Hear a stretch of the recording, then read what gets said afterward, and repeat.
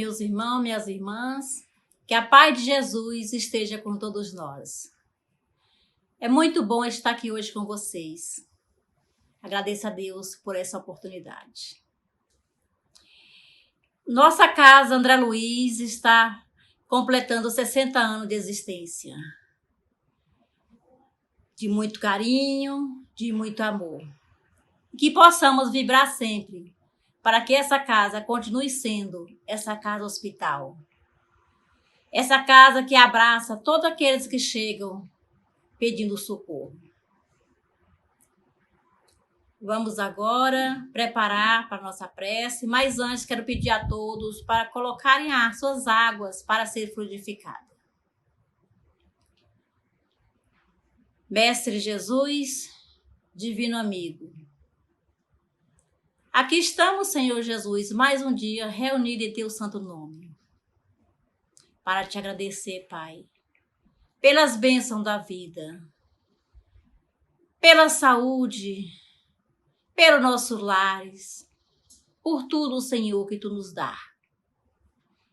Quero também pedir, Pai querido, para que esses nossos irmãos que estão nos leitos de dores, estão em sofrimento em seus lares, que possa, Pai querido, auxiliar esses nossos irmãos, principalmente esses que estão com a Covid-19. Abençoe espíritos protetores, nossos irmãos. Pai nosso que está aí no céu, santificado seja o vosso nome. Venha a nós o vosso reino, seja feita a vossa vontade, assim na terra como no céu. O pão nosso de cada dia, dai-nos hoje, Senhor. Perdoe, Pai, as nossas dívidas, assim como nós perdoamos nossos devedores. E não deixai, Senhor, cairmos em tentações, mas livra, Pai, de todo mal, pois tu é o poder, o reino e a glória, para sempre, que assim seja. Vamos agora passar a palavra para o nosso irmão Marcos Serrasqueiro, para ele fazer o uso da palavra. A palavra é com você, Marcos. Meus irmãos, estamos no dia de hoje reunidos para mais uma palestra do Centro Espírita André Luiz. O Centro Espírita André Luiz comemora 60 anos de sua fundação. É uma entidade pioneira do espiritismo no Distrito Federal, que nos ilumina, que vem nos trazer essa mensagem divina, aquecendo os nossos corações e nos acolhendo perante a doutrina espírita. E dentro desse espírito de acolhimento, sentindo essa vibração positiva dos 60 anos do André Luiz, a nossa palestra de hoje versa sobre a missão do espiritismo, a missão da doutrina espírita. Para falar sobre isso, nós pesquisamos alguns textos de Kardec. É importante nós retomarmos as ideias de Kardec. Mas, inicialmente, vamos tentar entender assim, o significado de missão. Missão quer dizer encargo, propósito. Eu tenho uma missão, eu tenho um propósito, um encargo, alguma coisa que eu tenho que alcançar.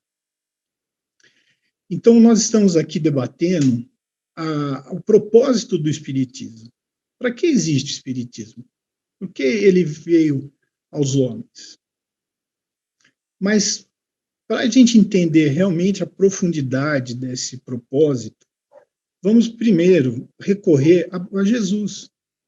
Jesus, quando passou entre nós aqui no planeta Terra, ele, dentro da cultura da época, ele procurou trazer um conhecimento moral, um conhecimento espiritual ao homem, ele trouxe uma revelação, mas ele estava muito limitado pela situação da época, né, pelas dificuldades de desenvolvimento da própria civilização, há 2000 anos atrás.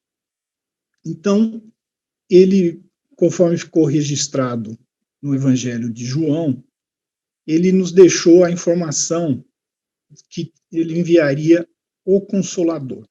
Então, em João 14:15, o Jesus nos disse: se me amais, guardai os meus mandamentos, e eu rogarei ao Pai, e ele vos dará outro consolador para que fique convosco para sempre.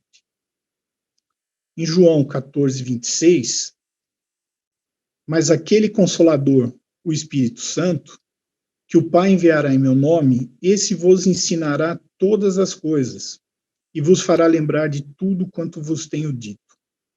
Esse Espírito Santo, Emmanuel nos esclarece na literatura espírita, que é uma pleiade de espíritos superiores que acompanham o Cristo desde a formação do planeta Terra.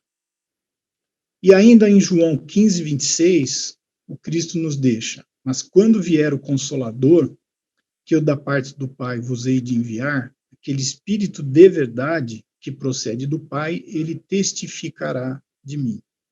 Então vejam, Jesus já nos prometeu que ele enviaria um paracleto, um consolador, né?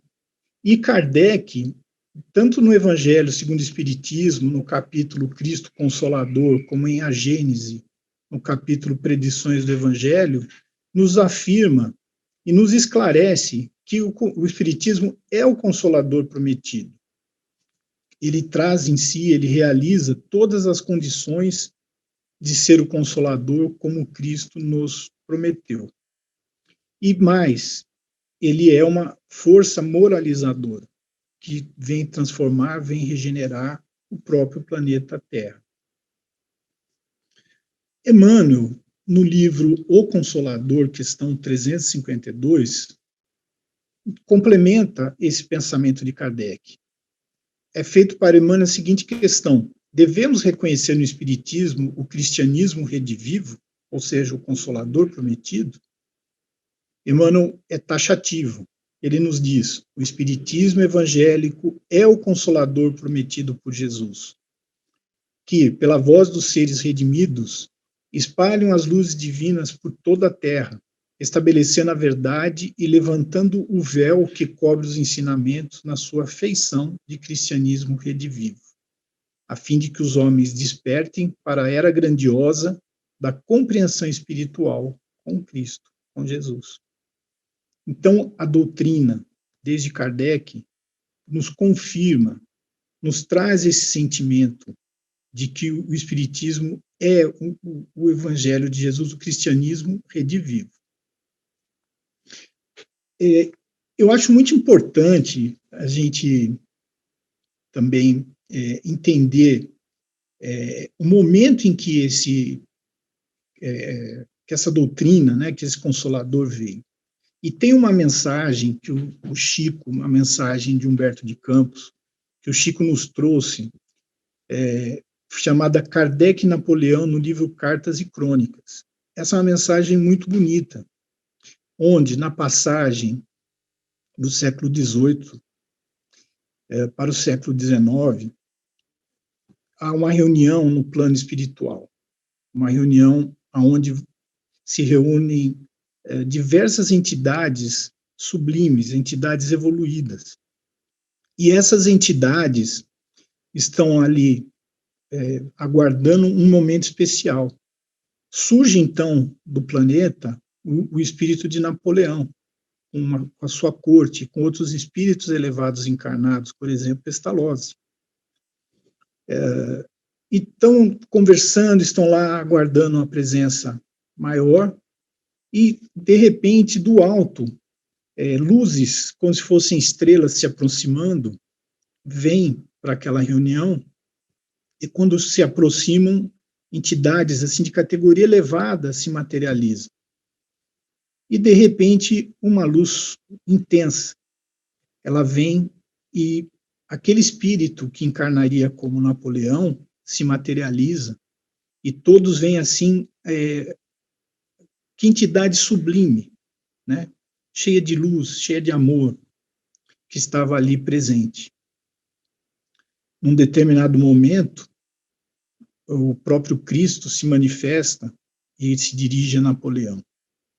E fala: Napoleão, a tua missão é muito importante. porque você foi indicado para consolidar a paz e a segurança necessárias ao êxito de um abnegado apóstolo que descortinará a era nova. Era esta que garantirá um ministério espiritual de Jesus no regresso à experiência da Terra. Então, vejam, era um momento de extrema beleza, um momento planejado no plano maior, né? A França também era reconhecida como um país que teria uma grande missão de trazer para nós a doutrina espírita, o berço da doutrina espírita. E Kardec, o que o Espírito de Jesus fala? É o apóstolo da fé que descerrará para a terra atormentada um novo ciclo de conhecimento. É o mensageiro da renovação. Ele dará integral cumprimento à divina missão que Jesus trazia à terra, inaugurando a era espírita cristã. Então, vejam, era um momento de preparo, um momento previsto por Jesus e, como sempre, de muita grandiosidade. Então, a doutrina vem, cumpre a promessa do Cristo. Ela nos traz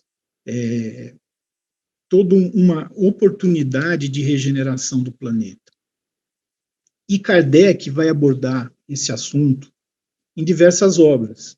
Mas a gente vai falar aqui de algumas ideias de Kardec que estão presentes na obra que é o Espiritismo, no Espiritismo na sua expressão mais simples, na obra Resumo da Lei dos Fenômenos Espíritas e no texto Caráter da Revelação Espírita, que vai posteriormente ser o primeiro capítulo da Gênese.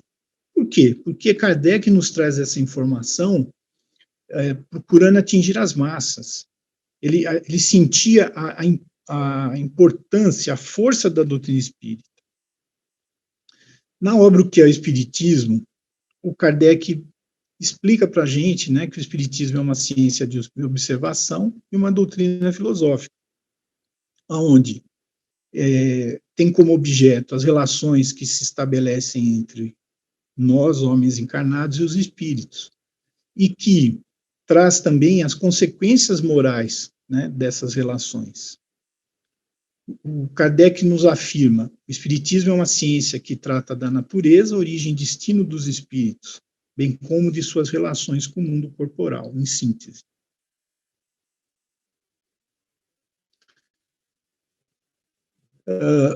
Pensando a vida futura, né, como uma situação vaga, né, como todas as religiões, todas as filosofias traziam, e que o Espiritismo, naquele momento, nos traz a certeza de que existe essa vida futura, de que existe a alma, né, ele traz essa comprovação, ele traz para a gente uma reflexão muito mais profunda e uma segurança para que nós modifiquemos a nossa atitude, para que nós modifiquemos o nosso comportamento do ponto de vista moral. E o Kardec nos afirma: o Espiritismo vem completar e explicar o que o Cristo não pôde, devido às condições da época, abordar. E só essa demonstração que o Espiritismo nos traz da existência desse mundo espiritual, ele já é uma grande revolução, né, que até hoje, infelizmente, não tem um reconhecimento ainda da ciência e da filosofia oficial. Em outra obra, o Espiritismo na sua expressão mais simples, o Kardec ele reforça essa questão da importância de nós entendermos que o Espiritismo, ele só pelo convencimento da existência da vida futura, ele já tira a incerteza da vida terrena, da vida presente, né, e nos eleva acima das pequenas considerações humanas. Ele fala: olha, o Espiritismo toca todas as religiões, né, porque ele toca na questão de Deus, da alma, da imortalidade, das penas e gozos futuros, independente de qualquer culto particular, né. Na visão do Kardec, qualquer pessoa de qualquer culto, um protestante, um católico, um budista, poderia ser espírita, porque o espiritismo não se constituía numa religião convencional. ele é uma categoria dentro do espiritualismo, mas não é uma religião convencional, é uma religião no sentido da ligação direta do homem com Deus. A moral espírita, ela é essencialmente cristã, então ela também toca as diversas morais das religiões de origem cristã. Na obra Resumo da Lei dos Fenômenos Espíritas, o Kardec nos fala muito sobre a questão dos fenômenos. Então, olha, o espiritismo não são os fenômenos. Os fenômenos, eles têm um significado, uma importância histórica para nos atrair ao conhecimento que os espíritos nos deixaram. Mas ele tem muito mais, o Kardec nos afirma, uma consequência moral. Né? Essa é a grande importância. E no caráter da revelação espírita, onde o Kardec aborda a questão das revelações, ele reforça a ideia de que o espiritismo ele vamos dizer, do sentido da fé religiosa, ele é uma revelação das coisas espirituais que o homem não pode descobrir, né, normalmente pela sua inteligência. Então você tem aí a participação direta de Jesus, do Cristo, que era o Espírito de verdade, através da pleia de espíritos que o apoiavam, né, em nome de Deus, nos trazendo esse conhecimento eterno. Então, a revelação espírita, ela é divina na sua origem, mas também tem a iniciativa desses espíritos superiores e é elaborada aqui com o trabalho do Kardec. Podemos falar também que o espiritismo tem um caráter moralizador. Né? O Kardec reforça isso, dizendo: reconhece que o espiritismo realiza as promessas do Cristo a respeito do Consolador anunciado. E qual é, enfim, a missão do espiritismo? Vamos ver alguns espíritos, através da mediunidade do Chico e do Divaldo, que complementam, né, as ideias do Kardec. Então, eu gostaria de ler um trecho aqui de uma lição chamada Com Jesus e por Jesus, do Fonte Viva, que o Emmanuel nos traz uma reflexão. Ele diz: a doutrina espírita, em sua condição de cristianismo, restaurando almas e renovando a vida na terra, muito bem sob a égide do Cristo, nosso divino mestre e Senhor. O Emmanuel nos comenta a importância da gente enxergar a doutrina espírita como cristianismo redivivo. E ele reforça: o apóstolo da codificação, né, Allan Kardec, preocupou-se com os impositivos morais de que a nova revelação se reveste, tendo salientado que as consequências do espiritismo se resumem em melhorar o homem.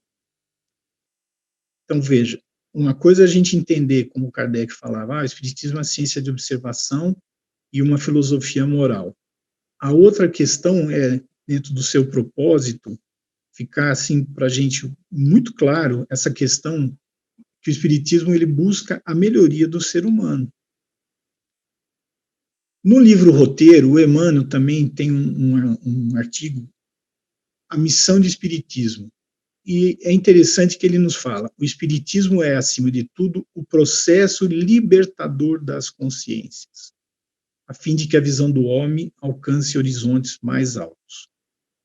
A nova fé vem alargar-se a senda para mais elevadas formas de evolução, chave de luz para os ensinamentos do Cristo. Explica o Evangelho não como um tratado de regras disciplinares, nascidas do capricho humano, mas como a salvaguarda mensagem da fraternidade, alegria, comunhão e entendimento, abrangendo as leis mais simples da vida.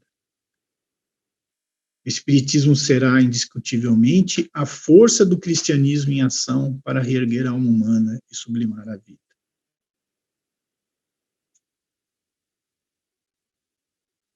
Manuel Filomeno, pela mediunidade do Divaldo, no livro Amanhecer de uma Nova Era, também trata da missão do Espiritismo.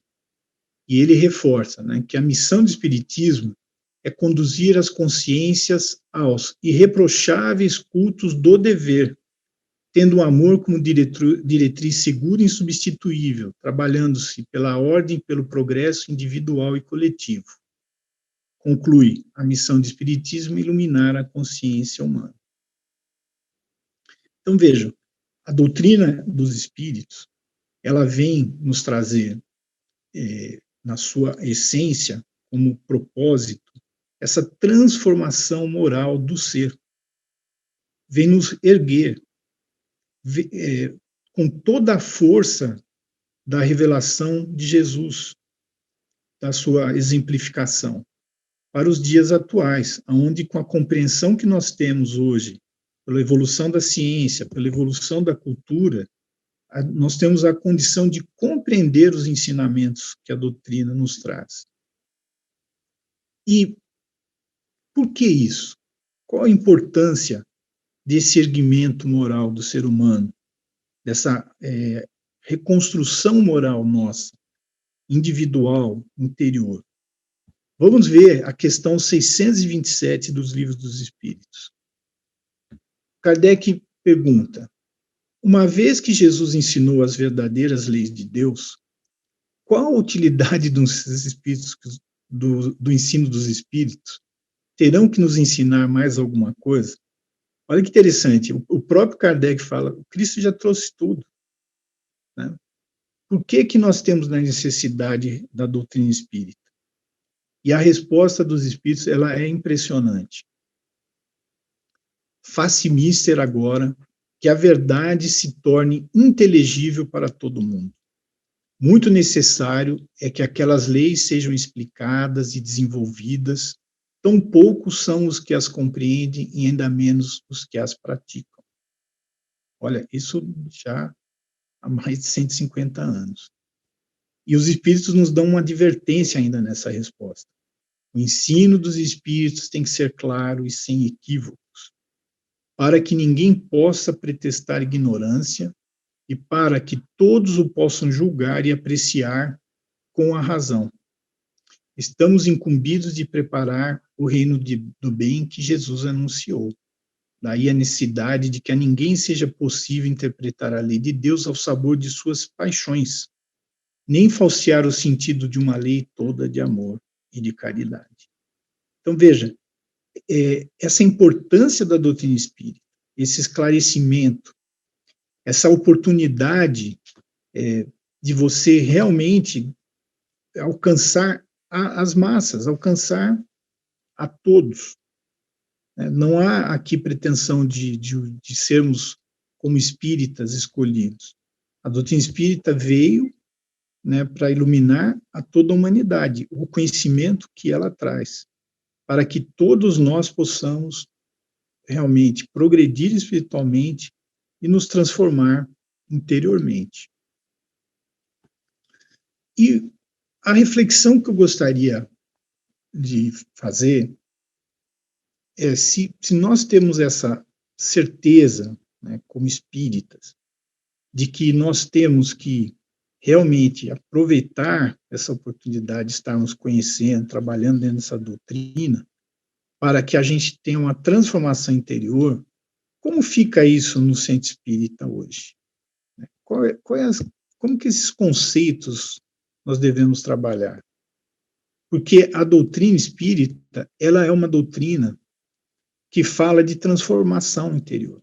E a transformação interior é um processo de educação interior, onde, pelo teu conhecimento de leis morais eternas e superiores, cada um de nós toma a decisão de se modificar, como nós falamos há pouco. Só essa certeza de uma existência como ser imortal, que o Espiritismo nos traz e que ele nos demonstrou desde a época do Kardec, nós já deveríamos repensar os nossos objetivos existenciais.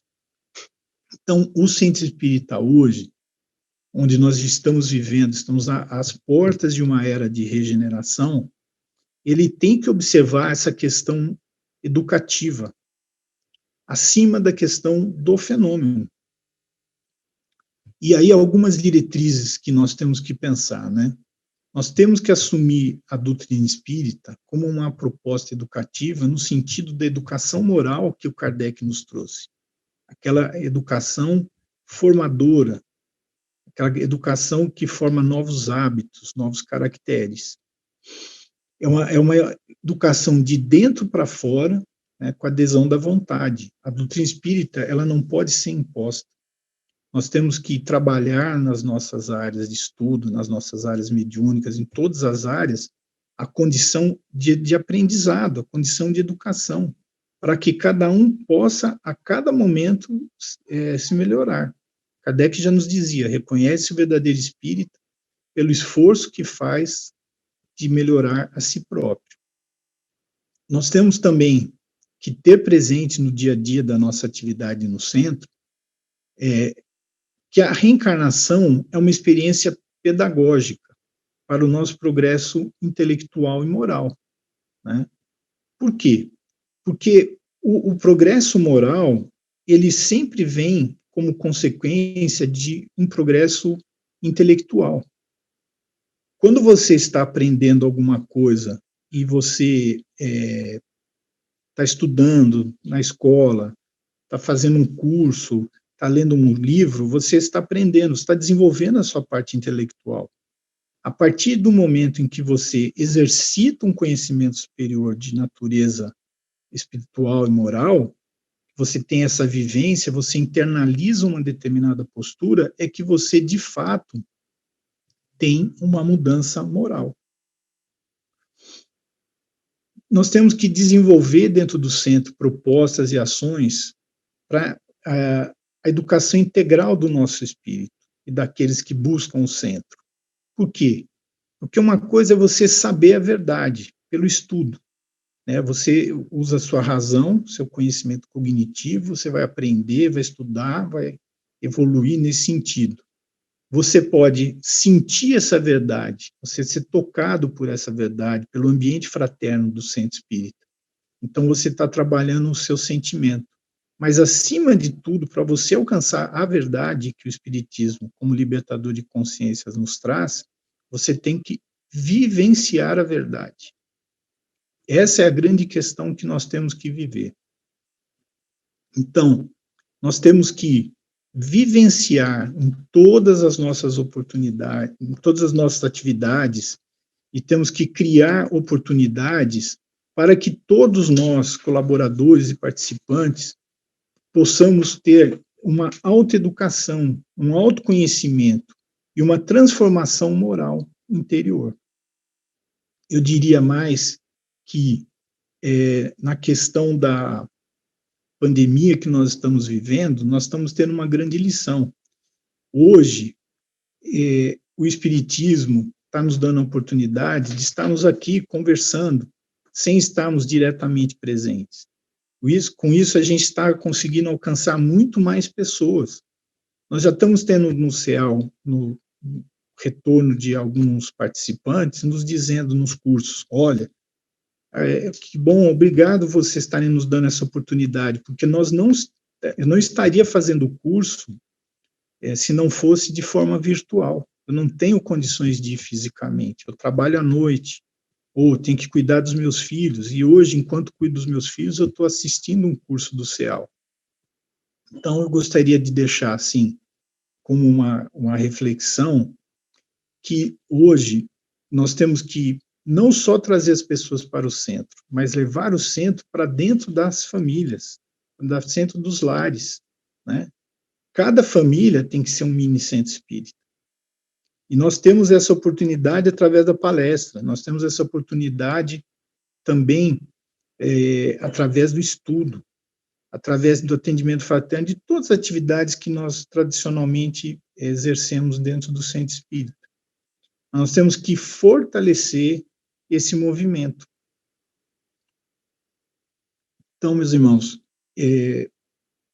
o nosso objetivo hoje era falar sobre essa missão sublime do Espiritismo, que é proporcionar, né, a transformação íntima, transformação moral de cada um de nós, e através do centro espírita, fortalecer essa vivência fraterna desse conhecimento, que nós temos hoje ainda muita dificuldade no nosso dia a dia, no nosso cotidiano, em outros grupos, em outras instituições, de vivenciarmos. Aproveitemos esse momento, aproveitemos essa oportunidade para nos educarmos, no sentido da educação moral que o Espiritismo proporciona, para nos transformarmos e estarmos aqui presentes para a construção desse mundo de regeneração. Agradeço a todos e principalmente ao Mestre Jesus pela oportunidade de tratarmos desse assunto. Muito obrigado. Obrigada, irmão Marcos, por essa palestra maravilhosa. Que Jesus te abençoe, hoje e sempre. Lembrando que as nossas palestras é sempre às quartas-feiras, às 19h30 e aos domingos, às 17 horas. Lembramos também da nossa água fluidificada. E agora vamos fazer a nossa prece. Vamos agradecer a Deus pelas bênçãos da vida. Obrigada, Pai querido, por tudo que Tu nos dá. Obrigada, Mãe Santíssima. Nos abençoe, Espíritos protetores. Abençoe os nossos irmãos que estão nos leitos de dores. Que eles possam ser ajudados e amparados. Pai nosso que estais no céu, santificado seja o vosso nome. Venha a nós o vosso reino. Seja feita a vossa vontade, assim na terra como no céu. O pão nosso de cada dia, dai-nos hoje, Senhor. Perdoe, Pai, as nossas dívidas, assim como nós perdoamos os nossos devedores. E não deixai, Senhor, cairmos em tentações, mas livra, Pai, de todo o mal, que assim seja, graças a Deus. Meus irmãos, muita paz, muita luz, e que Deus nos abençoe, hoje e sempre, que assim seja, graças a Deus.